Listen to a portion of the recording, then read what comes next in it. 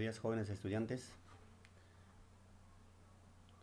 Continuando con el desarrollo de nuestra clase virtual, hoy hablaremos sobre un tema importante en el curso de literatura. El hombre tiene historia, el hombre tiene vivencias, el hombre tiene misterios. Y esos misterios, vivencias, son plasmados por los autores, por los literatos, para ponernos a nuestra disposición, lo que nosotros conocemos como las obras literarias. Y las obras literarias se clasifican teniendo en cuenta su contenido. Hay obras literarias que narran, obras literarias que llevan cuyo contenido llevan a los personajes frente al público, donde hay diálogos. Hay obras simplemente que cantan al amor, a la vida, a la tristeza, lo que nosotros conocemos como poemas. Hoy hablaremos sobre uno de ellos, esos que narran hechos, que muchas veces cuando nos adentramos nos convertimos en personajes. Esa magnífica de narrar secuencias, hechos, lo que le sucede a los personajes. Entonces, teniendo ya una perspectiva sobre la literatura, hoy vamos a hablar sobre la narración.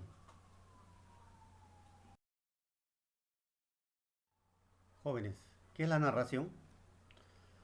La narración consiste en el relato de unos hechos reales o imaginarios que están protegidos por unos personajes en un espacio y tiempo determinado.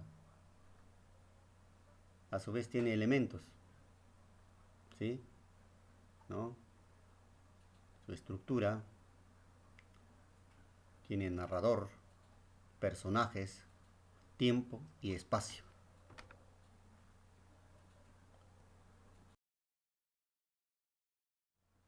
Como hemos dicho que la narración tiene su estructura, tiene elementos.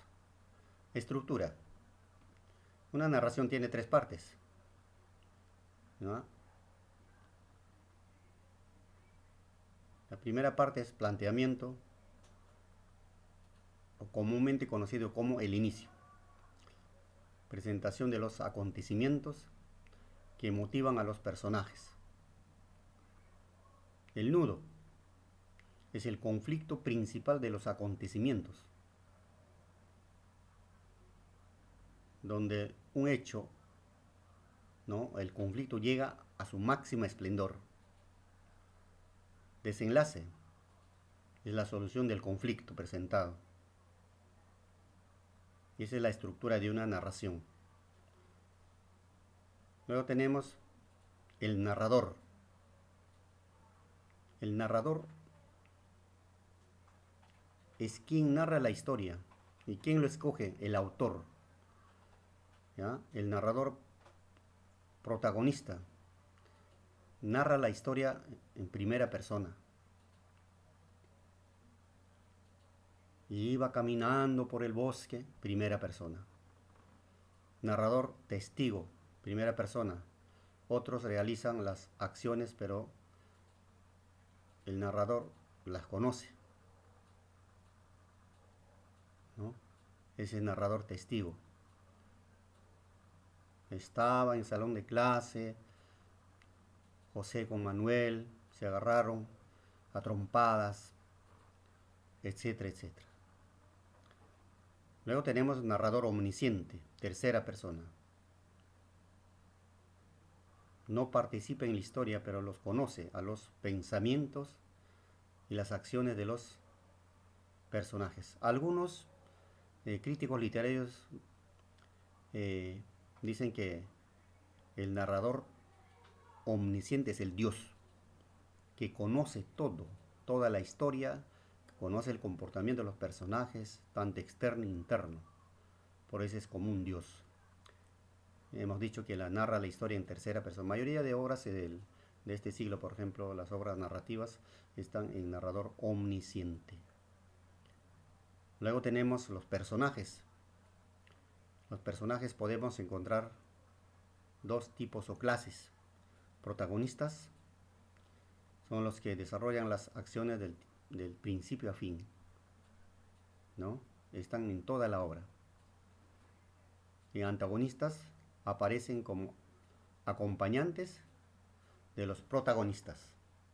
Esa es la estructura de una narración. Jóvenes, aquí les presento algunos ejemplos sobre el narrador, ¿sí? Narrador protagonista en primera persona. Y de pronto, no sé por qué, me acuerdo de las noches de mi infancia en que nos quedábamos solo yo y mi madre. ¿No? Aquí la narración está en primera persona, protagonista. Testigo, primera persona. Hace apenas una semana que era nuestra vecina y ya el barrio estaba abarrotado. Venía de Roma. Narrador, testigo en primera persona. Sambo y Huanca vinieron de lejos para hablar más. Precisamente los trajo Simón Robles. Narrador omnisciente en tercera persona. Bueno, jóvenes, eso ha sido todo por hoy. Espero que hayan entendido. Si hubiese alguna duda, estaremos resolviendo en la hora de nuestras videoconferencias. Y muchas gracias. Suerte.